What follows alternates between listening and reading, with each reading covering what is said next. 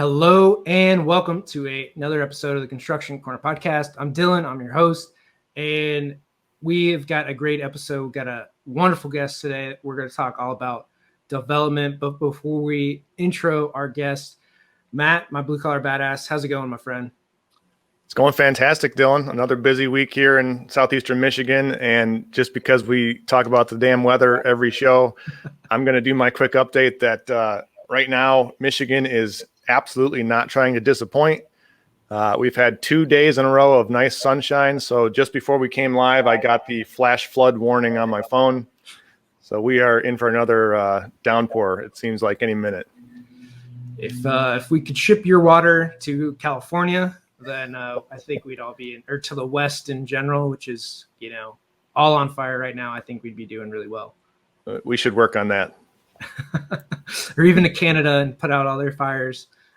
Canada, Idaho, Oregon, California, they're all burning right now.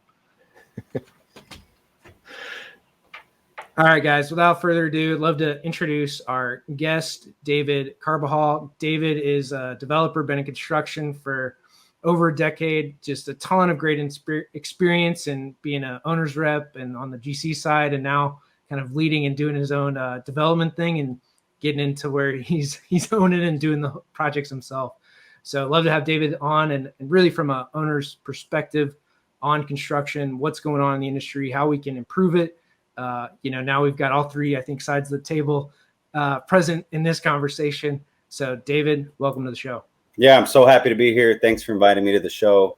Dylan and Matt and I have had several conversations. I think, we always have to cut them short because we could go on and on about all the different topics, and we're all very passionate about each, aspect of the industry that we deal with. I've been in, and it's crazy, I'm 34 years old, but I've been in construction in the industry for about 20 years. I started in high school. I elected to run with the technology of construction as my elective. I went to technology-based high school. So from there, I went straight into college and got my degree in my bachelor's in construction management and engineering. From there, I worked and interned with a large national general contractor, total for about 10 to 12 years. Worked my way from project engineer or from intern project engineer to project manager to senior project manager. And then I went and kind of stepped up, lateraled over to the owner side, became a owner rep for a nationwide developer that focused predominantly on hotels, select service type hotels, going after that business traveler. Although the past 2-3 years, the focus had started to kind of evolve into the leisure travel market. We did some properties in Santa Monica, California. We've done some stuff, heavily these past 2 years, like in Florida. And as of late, as Dylan mentioned, I've had a lot of experience and gone through a lot of different challenges, kind of adding up the total base of projects I've done. It was coming up to about 800 million, predominantly in new construction. And I've got to learn so much, getting into these big, very challenging projects that I felt, not only for travel. I have 2 young kids.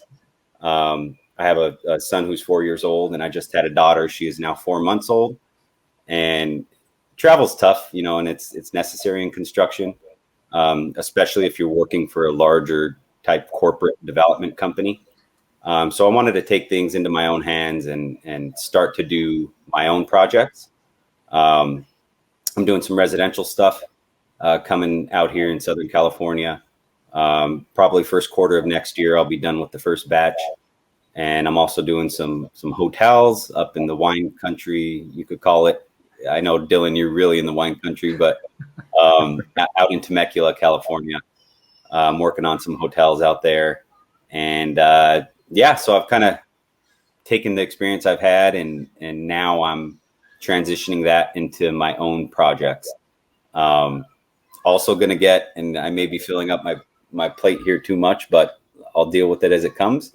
but I am getting my GC license within the next month.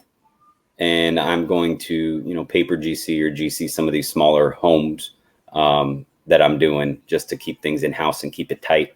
It helps a lot with the margins and control of product and whatnot. So, yeah, I don't know if try to go through it as quick as I could there with my background and history, but yeah, happy to be here. Well, I'm going to jump right in because that was a lot of awesomeness to unpack there, David. First of all, congrats on the new baby, and that's awesome. I've got 3 kids of my own, so I know the feeling. Yep, same with the travel, man. I spent about 7-8 years traveling upwards of 5-6 days a week, and it wears on you, man, especially with a young family. So I totally get where you're coming from on that side. I will say too, you're kind of living the typical general contractor's dream, I think, right? You started off building for other people, and now you're transitioning to the owner side of the table, but now you're kind of getting back, it sounds like, to building for yourself, which hell yeah, that's what we're all shooting for in some capacity. So it sounds really great, man. Yeah. And it's interesting too, because like you said, I started as a general contractor, and then I went to the owner side hiring the general contractor. And now I need to go back to the general contractor roots and kind of remember what I learned or forgot to be both a good general contractor and a good owner, because there are definitely such things as, and I've learned this as a bad owner. When you're indecisive, when you keep changing your mind, I mean, it's just costing tons of time and tons of money on every project. So it's very important to me just to realize that right out front, and not to drive our consultants crazy, as I'm sure Dylan, late changes, as aren't easy for the owner to understand most of the time, and are very frustrating when, they think it can happen overnight. Yeah. Yeah. And in there, like I think it comes down to education, right? Most owners haven't been through enough projects, for the most part, right? They've done a few, but unless they've been in this game for a while, they haven't gone through enough processes to know what they don't know, right? To know those pitfalls, to know what needs to be done, when design decisions need to be made, what is truly a change order, what's not, what's going to cost them, time and money, or what's not.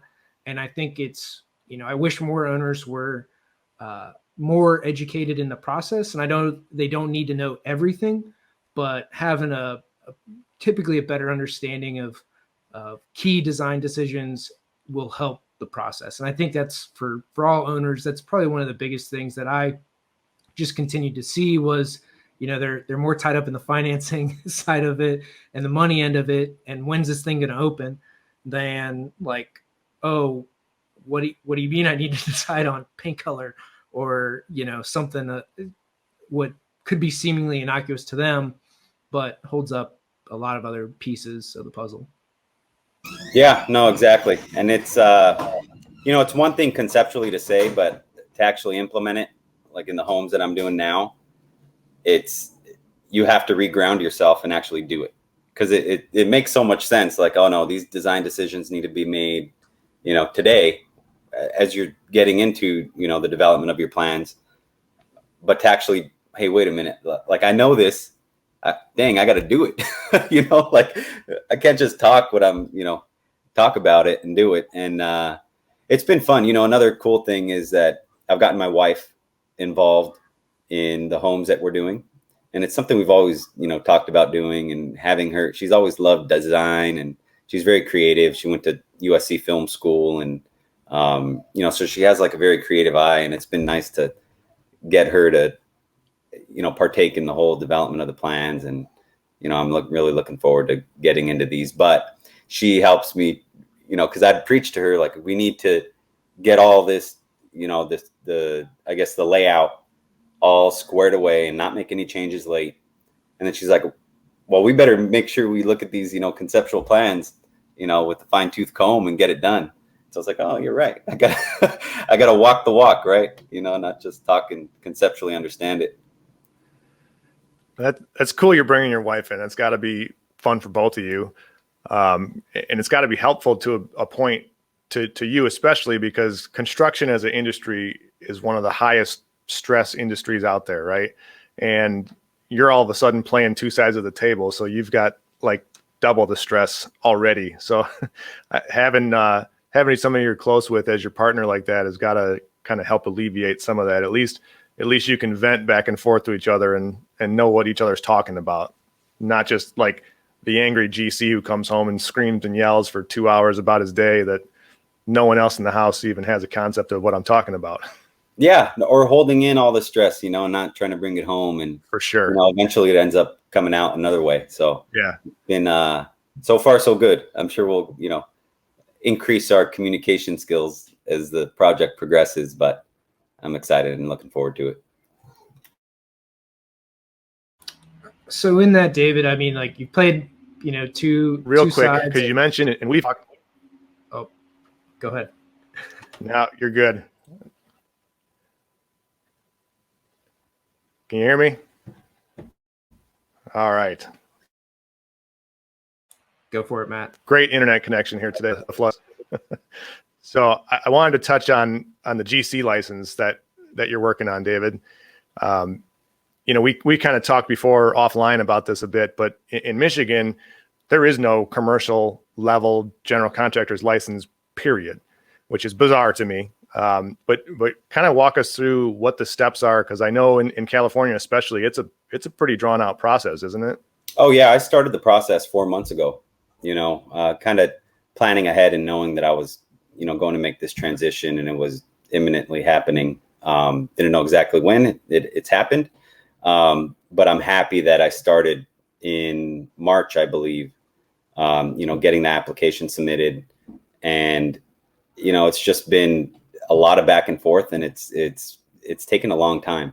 The application is pretty cumbersome itself.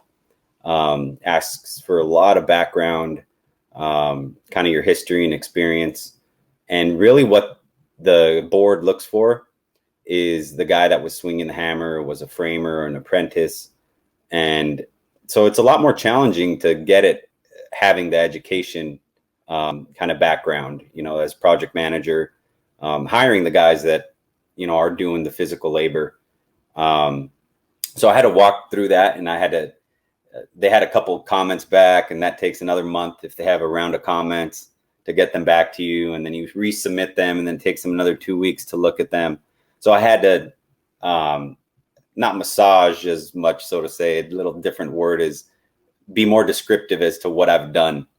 Quality control over a lot of these trades. So I had to be specific onto, an example. They wanted more examples, some more references.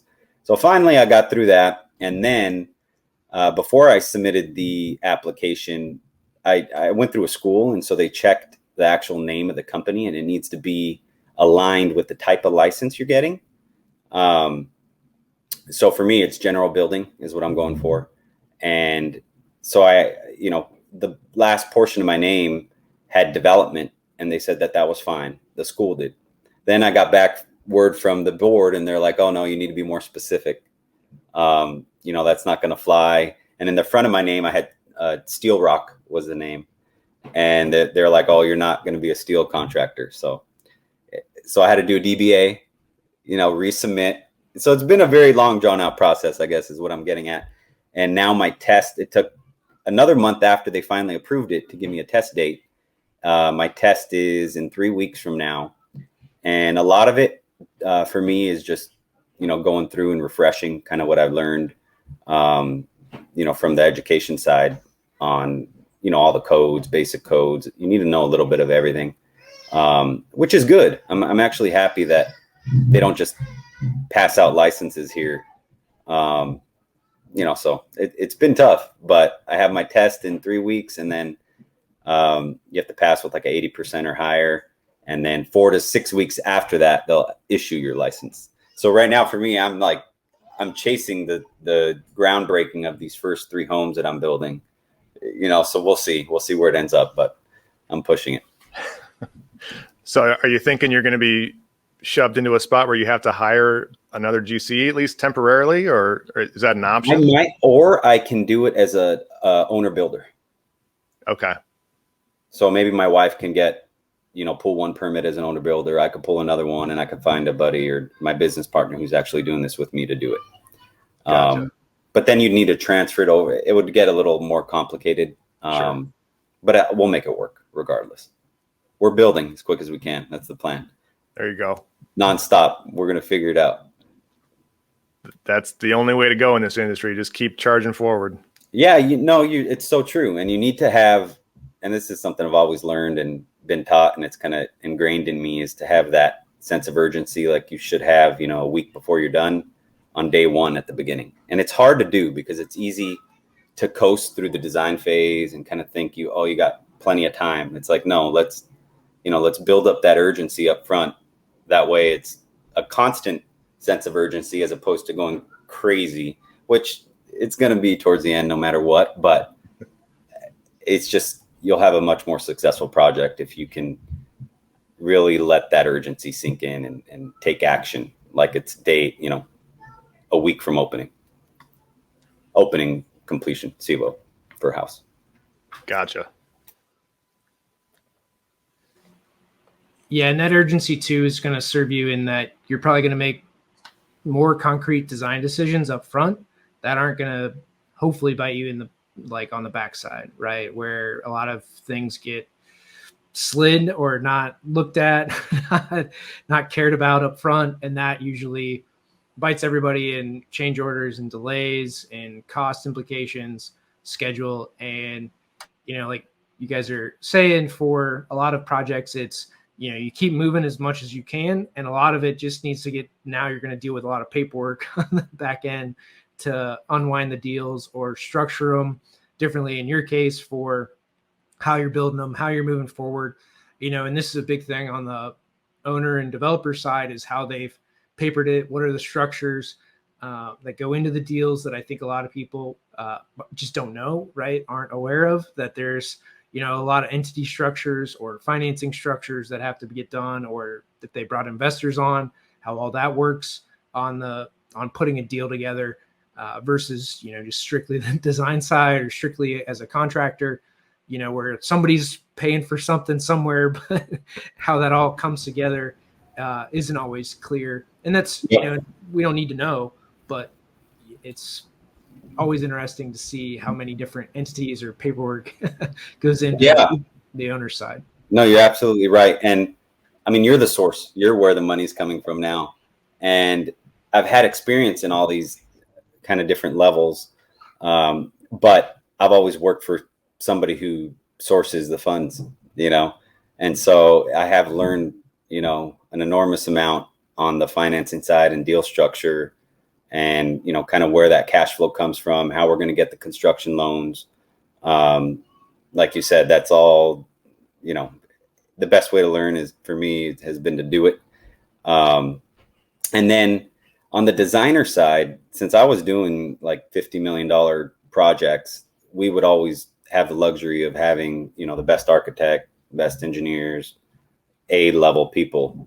And not to say that the guys I'm using aren't A people, but it's kind of taking a step down. It sounds bad saying taking a step down, but simplifying the design process, maybe using a track home that was already done and has been approved, and, embellishing it a little bit and reusing it. Your plans are done. I mean, it's a lot different than, a brand new 220 room hotel that starts from, SDs to DDs and big, long 2-year evolution of plan development for a small single family home. So I've had to, it's hard, unlearn, not be as, I guess, lower the bar. It sounds horrible saying that. But simplifying, I guess, is the better word on that whole design process. And that makes sense. And I think it's just a different level of sophistication, right? Of the partners you're teaming up with. And it's probably, well, I know it is because I've done it. It's the same with the subs, with your trades too. It takes a a different level of carpenter to go build a $50 million hotel than it does to build a 2,000 square foot home. And that's part of the joy and the beauty and the headache of doing what we do, right? You got to be able to make teams based on what your end goal is. And those teams are always going to be different depending on which way you're running. Yeah. And that doesn't mean you can't get, let's call them a less sophisticated team and then bring them up to where you were expecting and bridge that gap to where now you have the best, most aligned, lean team to build your homes. I mean, so it's going to be good. It'll be interesting. I just have to remind myself to, let's train people to bridge that gap from what I was used to, what I need to, I guess, get used to. Yeah. And once you build that team and you build your new guys up to your level, don't ever let them go, man. No, because you guys will take over the world at that point. You're unstoppable once you all are aligned like that. No. And that's the plan. And I think, Dylan, I think one thing you guys like to talk about all the time is, how can we improve the industry? And that's kind of something that, I've gone through some bad job sites or bad job site teams where it's one bad apple kind of poisons the whole bunch. I've gone through experiences where we didn't pull the weed out and it, kind of infested the entire garden. And what I want to do, and I'm going to try to implement this on the hotel. It's a boutique hotel that I'm going to be managing, is to change the culture a bit, on the job site and figure out what motivates, I don't think we could get to the labor level, but we may be able to get to like the supervisor level, find out what they're after, what motivates them, what gets them going, and try to build better communication on the job site, just create a job site in an environment that companies want to get to and they want to work on your projects. And you're not trying to hunt and chase for scrap for bidders. They're waiting in line to try to get on your job site. So it sounds a little pipe dream in a way sometimes, because if you speak to older people in the industry, they're a bit scarred, and they're like, you're crazy. This is the way you have to do things. This is the way it is. But I don't know. I guess I have this vision and hope that somehow we can change the culture in construction a bit. Well, congratulations, because you just summarized like the last 7 months of this podcast in about 2.5 minutes there. There is a way to change this industry and to boost culture, to boost profits all at the same time. Yeah. And it's happening, whether people want to admit it or not. I mean, it takes a lot of work, but that's what we can't preach enough about it on the show and outside of the podcast in our real lives too. Yeah. I mean, why not, everybody on the project team who's swinging the hammer. I mean, that's where the real work comes in. All the guys that are busting their butt out there all day. If we could figure out how to get them excited to get up and go work and to get to this job site where everyone respects each other, where it's, and it'll have growing pains, but we got to try, right? I mean, and I feel like I am in a position to where I can almost force some of that, on the job site, being the owner, developer, and the GC, making it a requirement. Like, if you have a bad attitude, get the heck off my job site. Yeah. And it starts with culture. It starts with giving a shit about people in general. And then, it just bleeds into everything else. And if you care about the superintendents, the project managers, the foremen of, all the subs, things go a lot better. Those have been the best jobs that I've been on, is when people had a mutual respect for everything that everybody was doing, right? Where I respected the foreman and what they were doing and leading their teams. And, they had respect for what I did in my role. And if we could come to the table there, everything just moved so much better moving forward. And I think, it starts with culture. And then to your earlier point too, it's, like residential is not equal to commercial, right? There's a gap between those two things. And just, the complexity, build quality in a lot of them. And I think, a lot of people have a hard time making the jump, one way or the other between the two. And I think that's going to be probably your biggest challenge, is going between a commercial hotel build and a house build in the same week. And like, oh, wait, this, the things don't have to be, they're not the same, right? It's a completely different build type. And that'll probably be one of your biggest challenges here moving forward, is like going to the hotel build and like things need to be here, in the house build, things don't quite need to be there. No, it is. That's going to be the biggest adjustment. And, aligning my expectations with the reality really is what it's going to be. Because it's just not going to require the same sophistication. But at the same time, you don't want to go into it thinking that and then set yourself up for a disaster, and kind of underestimate what really needs to be done on that job.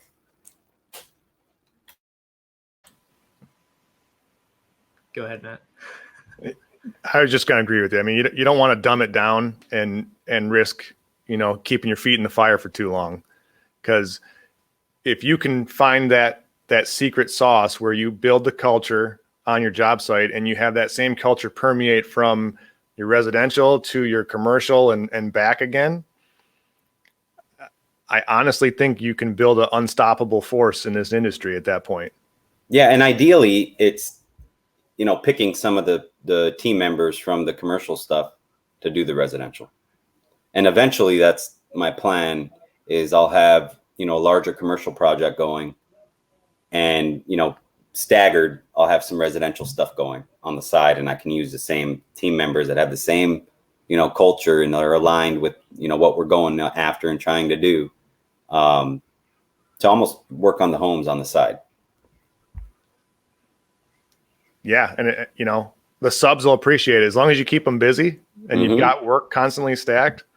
They won't have a reason to go anywhere else. No, exactly. And, in addition to just the sub trades, it would be great. And I think it's a topic to bring up with Dylan here, to get the consultants aligned and on the same page, because I'll tell you guys, and I'm sure you had experience with it, but in owner meetings, subcontractor meetings, it's always constantly somebody didn't do something because of somebody else. Most of the time it's because the GC and the architect, keep pointing the finger back and forth. It's just constant blame 24/7. And it's like, it's very difficult, to bridge that. The only way to do it, and I've found it, very effective, is to throw them in the same room, go RFI by RFI or whatever, however you want to do it, and just force the communication. As an owner or an owner rep, trying to get them to talk, it's as simple sometimes as just getting on the same line with them or forcing them to be on the same line. You can make the intro and say, hey guys, go through the list, and you just have to sit there. You interject when they can't decide on something, but you have to sit there and force people to coordinate and communicate. And I think, that's with everything though. I mean, it starts with the architect and general contractor, and you could say the same thing between subs and trades. I mean, you could say the same thing between, once you're done with the project, the operating side and the general contractor. There's so much, it's communication. That's the biggest thing on any job site. A big thing that I'm pretty stringent on is having weekly meetings, no matter what stage of the project's in. Even if it's saying hi, getting it baked in at the beginning of a job, once you have your team set up, to just touch base every single week, even if not much happened. I mean, just make it a habit and instill that in your team, and it's very effective. Yeah, and keep those meetings short and sweet. If they need to be, don't belabor points that don't need to be belabored. And I mean, you're right. Like, having everybody on the same page at the beginning, having the architect, the GC, all aligned. But it's also, like you said earlier, if there's a bad apple on either side, like, they've got to go. Because I've seen it both ways, where, some architect is egotistical and it's his way or the highway. and then that stalls everything. I've seen it happen on the GC side, and they throw everything over the fence to where nothing ever moves. No one can make a decision. They're just trying to shed liability and responsibility, really responsibility, or doing anything. So I've seen it on both sides of the table. Whether anyone will ever admit that, that's a whole different story. But if we can come to the table up front and, to shed those bad apples, like, hey, I don't want this guy on my job. As an owner, you can do that, right? Like the rest of us don't have that maybe luxury. But I think that's where it all starts is, mutual respect for what everybody has to do, what your role is. And then, here's what I need to move forward, and just have like a real conversation. I know this is like a hard thing for a lot of people to come to, but at the end of the day, that's what needs to happen is, here's what we need to move forward. Here's what you need to do. Yeah, it's mutually beneficial to both parties. I mean, if somebody doesn't want to be there, they shouldn't be there. Yeah. I mean, right? If they're bitter and sour, go find somewhere else to do that. Or, you're not enjoying what you're doing, buddy. Get out of here. And they're stuck. I mean, it's it's sad. Golden handcuffs of some sort, and they're stuck. Mm-hmm. As sad as that is, I mean, you see it all the time. It's absolutely real. I mean, I know it is because a lot of older superintendents or executive project man. I mean, they own part of the company, and they're tied to that company, or else they're going to lose their, the equity they have in that company if they leave. And it's a real thing. Like, some would consider it smart from a business standpoint. But on a personal level, they're stuck. And so that it'd be interesting to see how that impacts performance and, an image of a company throughout time. I don't know if there probably isn't a way to connect that. It seems like a very thorough investigative project, but yeah, at least not for privately owned. But I mean, so moving kind of forward through time, like there's obviously a lot we can improve, communication being like a core thing for it. But what else are you seeing out there, having been involved in now some small projects and some past, really big developments that have really big timelines? But what are you seeing as the, thing that really needs to be unlocked or pushed forward through the industry to really help us all, not just culture and communication, but what else can help us, build better? So I always have wild thoughts, but honestly, on a $50 million job, there's probably about 50% of the management involved in that project that's unnecessary, really, when it comes down to it. And it's just there to CYA, cover everyone's ass. And it's sad because, everyone's following up with these emails, that email, threatening via email instead of picking up the phone or, getting on a conference line. And it's so wasteful. And these upper level managers they're not cheap. I mean, there's so much waste, and, that of course relates to time as well. I mean, all that wasted effort and manpower, relates to additional cost and additional time. So I don't know if there's a way, but if you can because let me kind of back up here. I always think that the best, and one of my mentors who was awesome, an amazing project manager, taught me this. And it's that the formula for a successful project is a good plan plus a competent team, and both of that's multiplied by desire. And if you have that equation in any type of project, it's going to be successful. Now, a good plan, you can hire a good, superintendent or come up with a great plan. A competent team, you can also pay for and hire a great team. But it's the desire aspect that I think is the most elusive and challenging to nail down. So I was thinking so how do you create or get max effort from all players or companies that are involved in a project. And most people, get motivated by, financial, motivation. So if there's a way to tie the biggest contractors that are involved in a project or have the most scope to the equity of a project and get them in on both the additional expenses or the profit, on completing sooner or finishing the project on time, under budget, then that seems to me like it would lean things up. And your framer or your electrician and your MEP trades, they're going to care if the guys aren't coordinating down there on the lower level, because at the end of the day, their ownership has an equity stake in the deal. And so now it's probably very complicated on how that would be structured. But I think that that's something that eventually here I want to try out, and it would be good to try it out, maybe on a smaller build or, hotel, maybe $5 million project or something. But I think it would work. I love the idea, and candidly, we do a lot with shared savings clauses between us and the ownership group, right? And it's the same idea. If we finish ahead of schedule or under budget, we take some of that savings and pass it on back to the owner, or sometimes all of it. But I've never really considered the idea of going their direction. And I feel that not considering that is pretty short-sighted of me.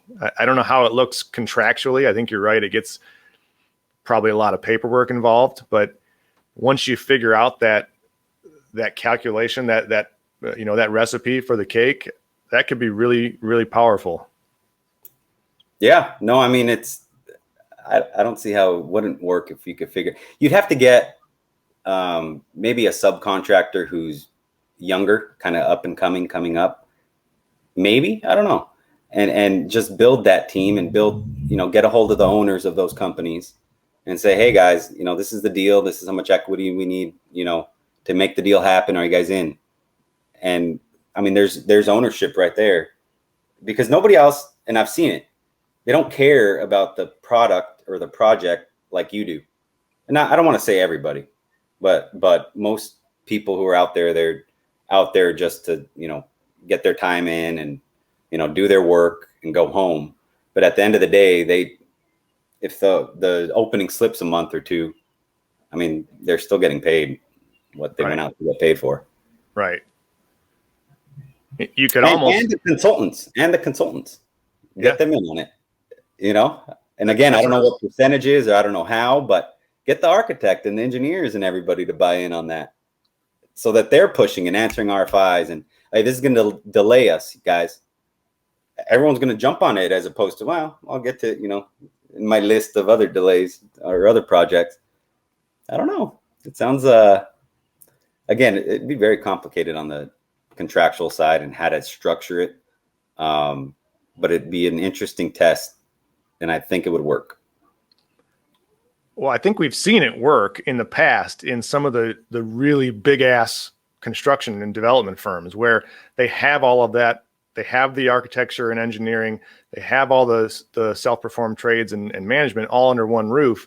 But what you just cracked the code to, I think, was taking that giant monster and figuring out a way to shrink it down to a scalable or a descalable size, so it works for what are normal projects to guys like me and Dylan and yourself. That's a wonderful idea. And if there's attorneys listening who have ideas on how to structure this thing, put it in the comments, because I think David just stumbled upon something great. Yep. And it'll work. I really believe that it will work. And to the point where you have subcontractors waiting in line to get on your next project. Yeah, the only thing that I can think of too is, if you do it at the ownership level, that's one piece, and they can push the teams to make everything go.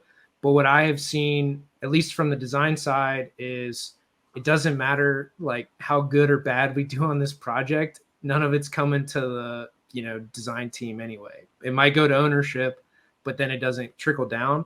So in that, you've got to align with companies that have the culture of profit sharing and like all that other stuff, so that performing better on a project does go through everybody. And the same with subs and everybody else. That like, yeah, I can bust my ass, but am I going to see a slice of this, all the way down the chain? I think that's you've got to partner with and do those deals with companies that share that same culture. Because while the ownership group might get it, it's is the ownership group treating everybody down the rest of the team in a way that like the team wants to bust their ass, the team wants to do a good job because they know that they're going to get something on the other side of it, and the culture is fun and enjoying and like a great place to be, not just beating everybody on move faster, do better type of work. No, you're absolutely right, Dylan. And I actually ran into a similar instance on a project I did where, we were incentivizing the general contractor. If they complete, the project a month early or whatever, they're going to get 50 grand of bonus.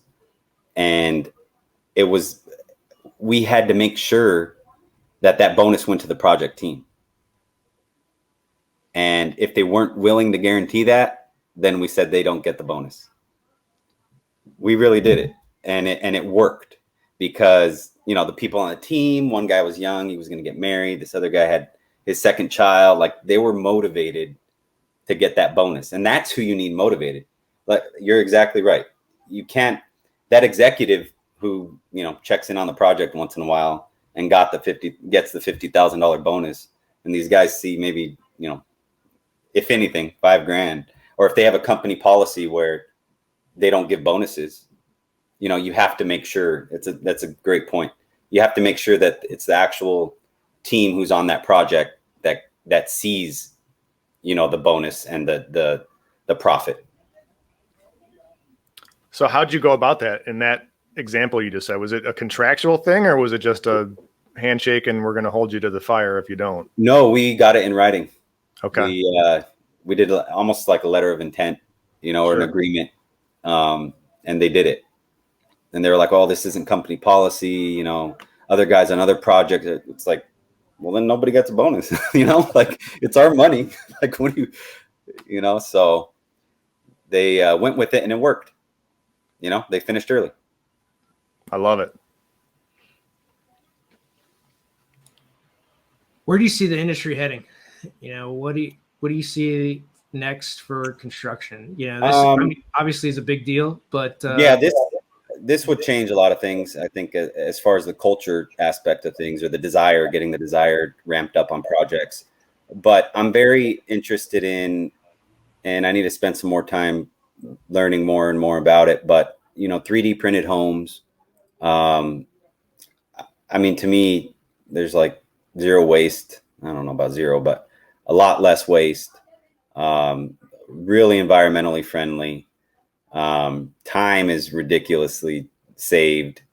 Of course, it's going to have its new challenges, and a lot of municipalities and jurisdictions are going to take forever to actually adapt it or adopt it, just because they're very antiquated, and the way that they do their codes and review it takes forever. But there are some progressive, cities out there, municipalities, or, maybe if you go far out in the desert, they'd allow it if it's on a, unincorporated area of land. But I think there's a lot of upside on that. So that's very interesting to me. And I know they're doing some projects out in the high desert, out here in California, where they're doing 3D printed modular homes.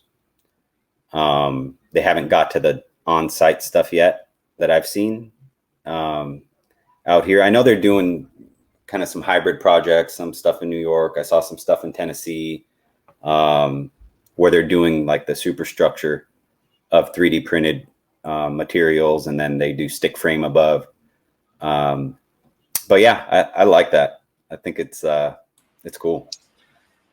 Yeah, from a structural standpoint, it's like you can't get a whole lot better than things that are glued together and done at a fairly molecular level. Like, it's pretty pretty amazing what 3D printed stuff can do.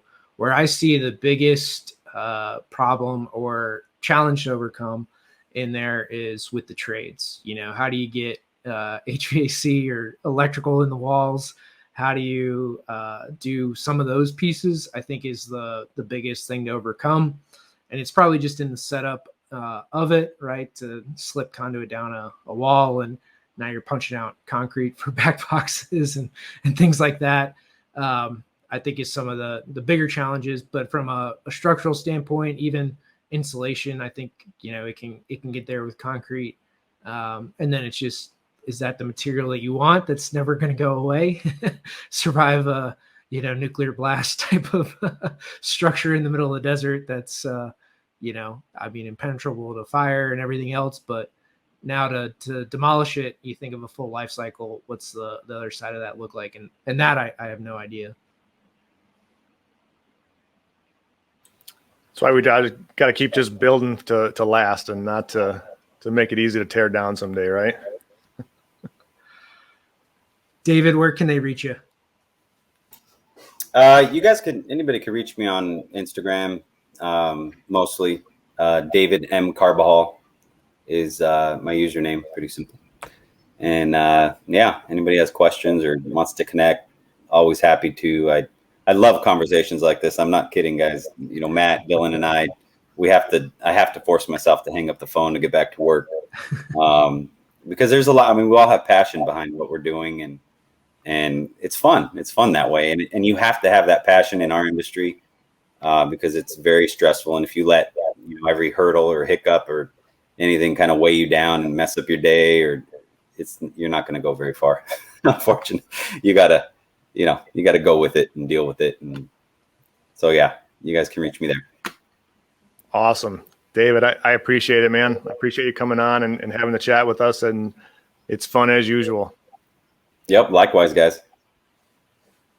All right, guys, we covered a lot of ground today. David, thank you for coming on, for giving the insight from the owner's perspective. I think you're the first owner that we have had on the show. So it's always great getting another perspective, another way to cut things up. And guys, if you implement this shared savings profit split and it works, we'd love to see those contracts. If you've been a long time listener, I harp on contracts pretty much continuously, because I think it is one thing that holds a lot of us back in, what's in our contracts, or not knowing what's in our contracts, or even just how they're structured. It's a big thing within the industry. And what David brought up today is a huge deal, big thing for the industry. And then just know there's a lot of tech moving forward, right? Whether it's 3D printing, BIM, some of the things that we've talked about in other episodes about just embedded devices and all this management stuff that we can use moving forward. So again, construction's a big, broad industry. There's a lot of room for everybody, from residential and building houses to hotels to, big 50 and $100 million developments. So again, David, thank you so much for coming on. And guys, that is this episode of the Construction Corner podcast. Till next time.